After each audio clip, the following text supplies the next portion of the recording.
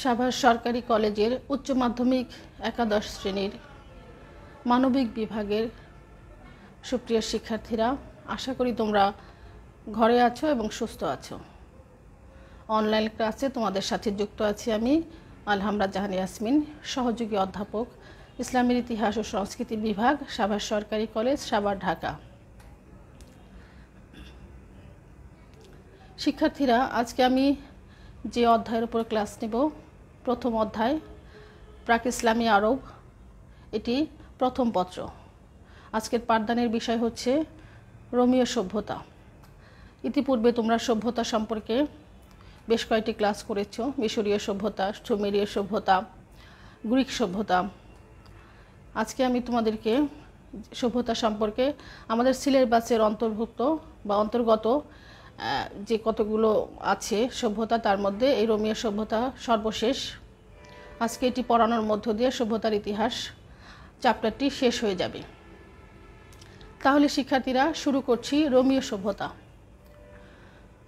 Greek সভ্যতা যখন বিকাশের উচ্চ স্তরে প্রবেশ করেছিল, তখন ভূমধ্যসাগরের মধ্য অঞ্চলে অ্যাপেনাইন উপদ্বীপ তথা ইটালীয় উপদ্বীপকে আশ্রয় করে আরেকটি সভ্যতার উদ্ভব ঘটেছিল। এটি সুবিখ্যাত রোমীয় সভ্যতা। টাইবার নদীর বাম তীরের মোহনা থেকে 15 মাইল অভ্যন্তরে প্রাচীন রোমক ঐতিহাসিকদের মতে 753 খ্রিস্টপূর্বাব্দে রোমীয় নগরী স্থাপিত হয়েছিল। লোকশ্রুতি অনুসারে নির্বাসিত দুই রাজপুত্র রোমুলাস এবং রেমাস সিংহাসন পুনরাধিকার করে রোম নগরী নির্মাণ করেন। রোমুলাসের নামানুসারে রোম নগরীর নামকরণ করা হয়। রোমীয় বা রোমান সাম্রাজ্য সম্পর্কে তোমাদেরকে আলোচনা করছি। সমগ্র ভূমধ্যসাগরীয় অববাহিকা, দক্ষিণ ইউরোপ, আফ্রিকার উত্তরাঞ্চলের সীমানা এবং নিকট প্রাচ্যের একটি বিরাট অংশ নিয়ে রোমান সাম্রাজ্য গঠিত ছিল। এর রাজ্যের কেন্দ্রবিন্দু ইটালি। উপদ্বীপটি দৈর্ঘ্যে 650 মাইল এবং প্রস্থে 100 মাইল। দেশটির আবহাওয়া বড়ই সুন্দর। গুরুত্বপূর্ণ ভৌগোলিক অবস্থানের ফলে ইটালি বহু দেশের সাংস্কৃতিক উপাদানসমূহের ভাণ্ডারে পরিণত হয়েছিল। এবার আমি রোমান সাম্রাজ্য সম্পর্কে একটু সংক্ষিপ্ত তাদের রাজনৈতিক ইতিহাস আলোচনা করছি। সম্রাট কনস্টান্টাইন 324 থেকে 337 খ্রিস্টাব্দ পর্যন্ত গোটা রোমান সাম্রাজ্যের অখণ্ডতা বজায় রাখেন। তারপরেও 395 খ্রিস্টাব্দ পর্যন্ত এই অখণ্ডতা অক্ষুণ্ণ থাকে। অতঃপর থিওডোসিয়াস এবং তার পুত্রের শাসনামলে সাম্রাজ্যের অখণ্ডতা বিনষ্ট হয় এবং পাশ্চাত্য ও প্রাচ্য রোমান সাম্রাজ্য সম্পূর্ণ পৃথক হয়ে যায়। কনস্টান্টাইন হতে শুরু করে একমাত্র সম্রাট জুলিয়ান ব্যতীত অন্যান্য সকল সম্রাটই খ্রিস্ট ধর্মে বিশ্বাসী ছিলেন। সম্রাট হিরাক্লিয়াসের শাসনামল অবধি রোমানদের রাষ্ট্রভাষা ছিল ল্যাটিন। পরবর্তীতে সে দেশে গ্রিক ভাষাকে রাষ্ট্রভাষা হিসেবে গ্রহণ করা হয়। প্রথম ও দ্বিতীয় থিওডোরাসের পর প্রথম জাস্টিনিয়ন রোমান সিংহাসনে অধিষ্ঠিত হন। রোমান সাম্রাজ্যের বিস্তার এবং রোমান আইনের সংকলন ও প্রকাশনা ছিল তার সর্বশ্রেষ্ঠ কীর্তি। ঐতিহাসিক মায়াস বলেন, এ আইনের বিশ্বের নিকট রোমের প্রদত্ত শ্রেষ্ঠ সম্পদ। পরবর্তী প্রসিদ্ধ রোমান সম্রাট হেরাক্লিয়াস মহানবী সাল্লাল্লাহু আলাইহি সাল্লাম কর্তৃক প্রেরিত দূতকে সসম্মানে অভ্যর্থনা জ্ঞাপন করেন। রোমান সম্রাটদের মধ্যে অগাস্টাস ছিলেন তার একজন উল্লেখযোগ্য সম্রাট। তিনি ট্রিবিউনের ক্ষমতা এবং কনসালদের প্রতিপত্তিকে নিজ কর্তৃত্বাধীনে আনয়ন করেন। তার সময় প্রদেশগুলো দুই শ্রেণীতে বিভক্ত ছিল, যথা 1 সম্রাটের অধীন প্রদেশ এবং এগুলো সম্রাট কর্তৃক নিয়োজিত গভর্নর দ্বারা শাসিত হতো, এবং 2 পরিষদের অধীন প্রদেশ এবং এগুলো শাসনভার ন্যস্ত করা হয়েছিল পরিষদ নিয়োজিত গভর্নরের উপর। এ পর্যায়ে আমি রোমীয় সাম্রাজ্যের পতন সম্পর্কে তোমাদেরকে আলোচনা করছি বা জানাচ্ছি।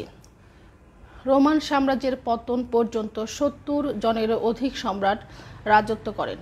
পরবর্তীকালে দ্বন্দ্ব, বিদ্বেষ এবং সম্রাটদের ঘন ঘন পরিবর্তনের জন্য এ বিশ্ববিখ্যাত সাম্রাজ্য সমূলে ধ্বংসপ্রাপ্ত হয়।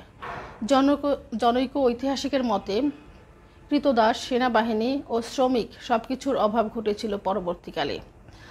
মাত্রাতিরিক্ত বিলাসিতা ও জঘন্য দাসপ্রথা রোমের পতনকে ত্বরান্বিত করেছিল।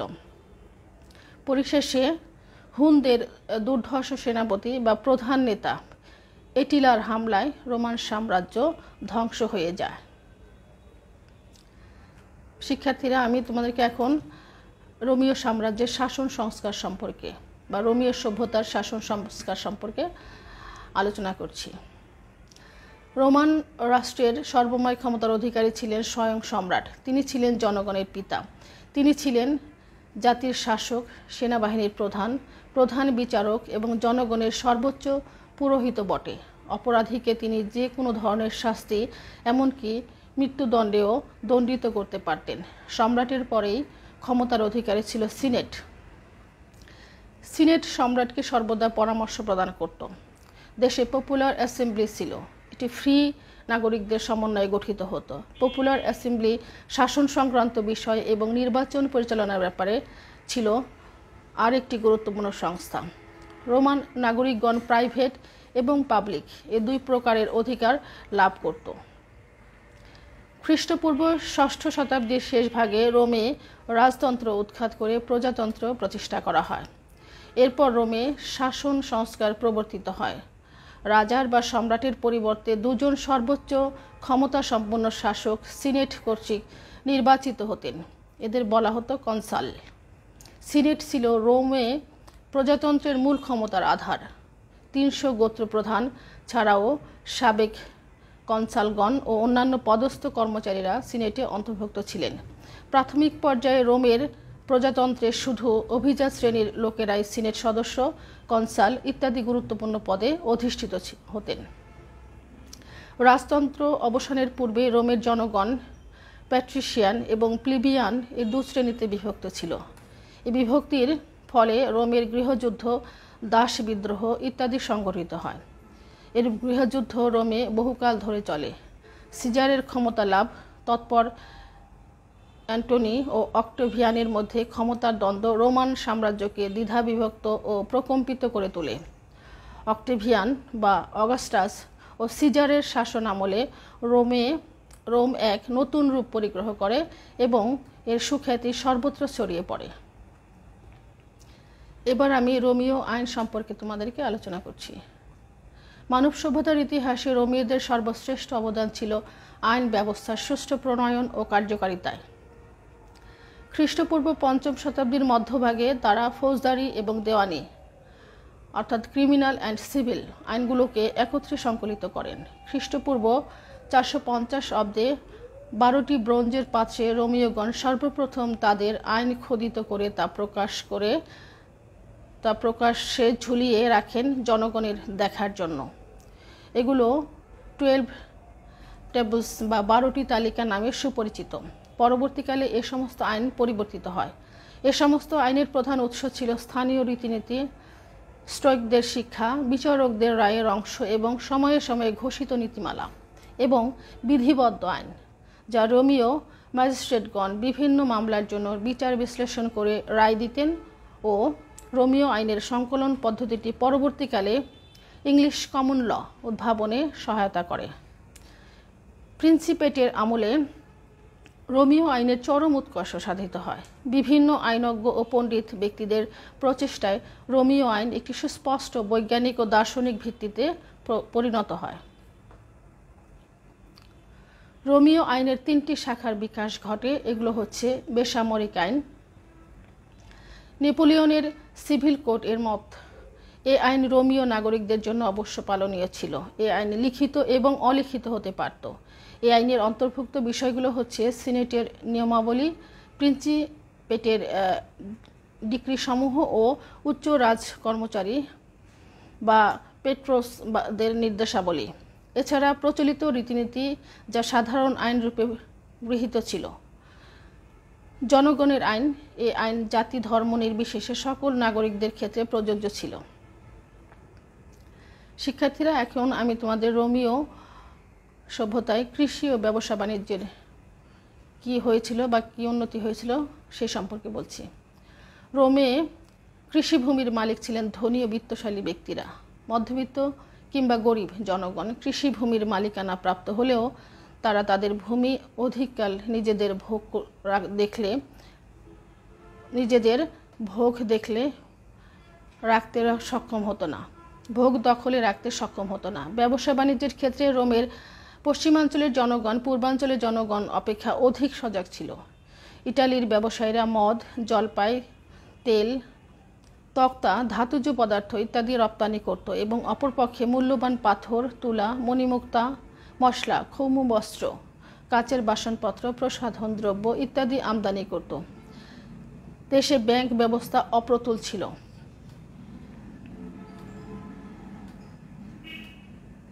এবার আমি তোমাদেরকে রোমের চিত্রকলা ও স্থাপত্য সম্পর্কে আলোচনা করছি।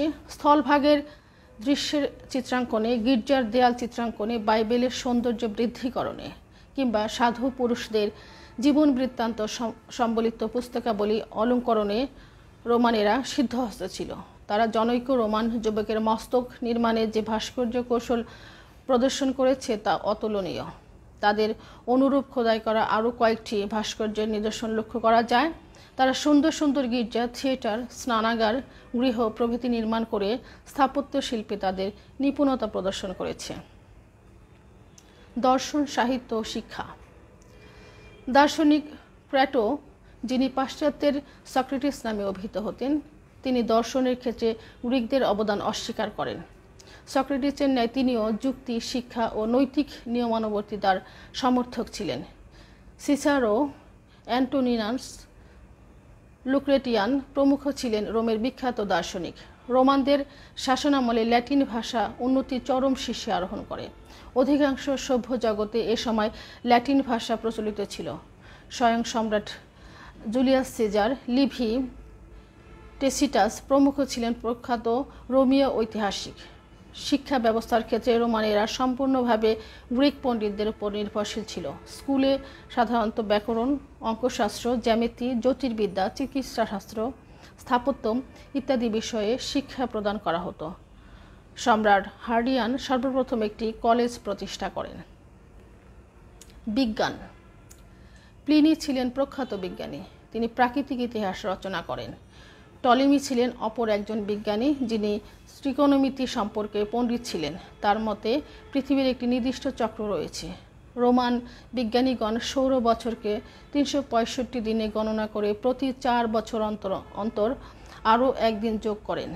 রোমান সম্রাটদের শাসনামলে প্রত্যেক গ্রাম, নগর, শহর ও বন্দরে বেতনভোগ চিকিৎসাবিদ নিযুক্ত করে জনসাধারণের সুস্বাস্থ্য রক্ষা ব্যবস্থা করা হতো। গ্যালেন ছিলেন সে যুগের একজন ইতিহাস প্রসিদ্ধ চিকিৎসাবিদ। প্রকৌশল বিদ্যায় রোমানরা শ্রেষ্ঠত্ব অর্জন করেছিলেন। ধর্ম। বেথলেহেম শহরের সম্রাট অগাস্টাসের রাজত্বকালে খ্রিস্টান ধর্মের প্রবর্তক যিশু জন্মগ্রহণ করেন। প্রথমে স্বয়ং তিনি ও তার পূর্বপুরুষগণ ইহুদি ধর্মাবলম্বী হলেও যীশুখ্রিস্ট পৃথিবীতে এক নতুন ধর্মমত প্রচার করেন। হিব্রু জোসুয়া শব্দ হতে জেসাস শব্দটি উদ্ভূত হয়েছে। যেহেতু তিনি সমগ্র বিশ্বের অত্যাচারিত ও নিপীড়িত মানুষকে উদ্ধার করার জন্য আবির্ভূত হয়েছিলেন, সেজন্য তাকে ক্রাইস্ট বা ত্রাণকর্তা হিসেবে দেওয়া হয়েছিল। যীশুখ্রিস্ট ছিলেন ভালোবাসা, ক্ষমা ও শান্তির দূত। তিনি ঐশী, দয়া ও প্রেম প্রচার করেছিলেন। 30 বছর বয়সে যীশুখ্রিস্ট মাত্র 18 মাস জনসাধারণের কাছে তার ধর্মমত প্রচার করেন। সম্রাট তাহবেরিয়ান তাকে সিরিয়ার অ্যান্টিয়ক শহরে ক্রুশবিদ্ধ করে হত্যা করেন। পরবর্তীকালে সেন্ট পলের অক্লান্ত চেষ্টায় এ ধর্ম এশিয়া মাইনর, গ্রিস, রোম ও ইউরোপে বিস্তার লাভ করে। বর্তমানে প্রায় সমগ্র আমেরিকা ও ইউরোপে খ্রিস্টান ধর্মাবলম্বী। পরবর্তীকালে খ্রিস্টান জগৎ যিশুকে রাজা ডেভিডের বংশধর এবং আল্লাহর শ্রেষ্ঠ সৃষ্টি হিসাবে প্রচার করেছিলেন। খ্রিস্টানগণ এক খোদার পরিবর্তে 3 খোদা বা তৃত্ববাদী বিশ্বাসী। তাদের মতে মরিয়ম এবং যিশু সমানভাবে শ্রেষ্ঠ ও পূজনীয়। তারা মরিয়মকে আল্লাহর স্ত্রী এবং ঈসাকে আল্লাহর সন্তান মনে করে। রোমানগণ প্রায় সবাই খ্রিস্টান ধর্মে বিশ্বাসী ছিলেন। সম্রাট কনস্টান্টাইন স্বয়ং খ্রিস্টান ধর্ম গ্রহণ করে উক্ত ধর্মকে রাষ্ট্রীয় ধর্মের মর্যাদা দান করেন। ফলে রোমে খ্রিস্টান ধর্ম ব্যাপকভাবে বিস্তার লাভ করে।